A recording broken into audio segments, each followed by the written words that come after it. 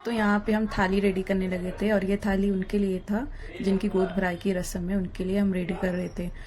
तो नॉर्मली क्या होता है, जिनकी गोद भराई की रस्म होती है तो उसके लिए थाली में हमको 7 किस्म का फ्रूट लेना पड़ता है और 7 किस्म की स्वीट्स लेना पड़ता है और उसको पूरे अच्छी तरीके से सजाना पड़ता है और गजरा भी लेना पड़ता है क्योंकि हम उनको तैयार करते हैं जिनकी गोद भराई की रस्म रहती है। फाइनली यहाँ पे हमारी थाली रेडी हो गई है जिसमें 7 किस्म का फ्रूट्स है और 7 किस्म की स्वीट्स है, आप देख सकते हो। तो यहाँ पे गोद भराई की जो रस्म थी वो स्टार्ट हो गई थी, तो फिर मैं उसको करने लगी थी।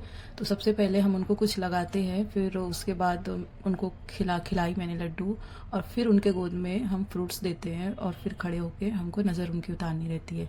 तो ऐसी कुछ रस्म रहती है। ये है मेरी सबसे बड़ी वाली बहन, तो ये भी गोद भराई की जो रस्म होती है उसको पूरा कर रही थी, सेम उसी तरह से जिस तरह से मैंने किया था।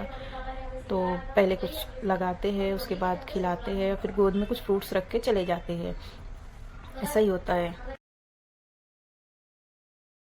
तो ये है मेरी बीच वाली बहन जिसकी ननद की गोद भराई की रस्म है, तो वो भी रस्म को पूरा कर रही थी और इसी तरह करते हैं जैसे कि पहले कुछ लगाने का और फिर कुछ मिठाई उठा के उनको खिलाने का और फिर जो है कि लास्ट में उनके गोद में कुछ रखने का फ्रूट्स और फिर उनकी नज़र उतार के चले जाने का, ऐसा ही कुछ रस्म रहता है। तो यहाँ पे हमने मेहमान लोग के लिए चिकन पुलाव बनाया था और अंदर सब मेहमान लोग बैठे थे।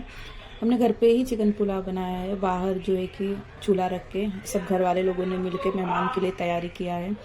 तो हमारी चिकन पुलाव बन के रेडी हो गई थी। अब हम उसमें फ्राई करा हुआ आलू डाल रहे थे और लाल करा हुआ बिरिस्ता, उसके बाद हम इसमें डालेंगे हमारी काटी हुई कोतमीर, फिर हम इसको दम करने रख देंगे।